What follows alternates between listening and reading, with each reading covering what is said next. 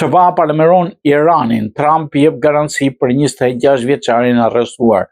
Presidenti amerikan Donald Trump deklaroi se Irani nuk ka plan për ekzekutimin, duke përgjigjur shqetësimeve për fatin e një protestuesi. Ndaluar na thanë se vraset një Iran po ndalen dhe nuk ka asnjë plan për ekzekutime, tha ai. Zyra ovale tha vrasjet kanë ndaluar. Kjo deklaratë vjen pas shqetësimeve për protestuesin iranian Irfan Soltani, 26 vjeç. Sipas agjencisë së lajmeve të aktivistëve të drejtave të njerëzit Hëran, më shumë se 2400 protestues janë vrarë, qysh nga fillimi i shtypjes protestave antiqeveritare në Iran. Nuk ka plan për ekzekutime apo ekzekutim. Më është thënë nga autoriteti i mirë, jam i sigurt nëse ndodh do mërzitem shumë.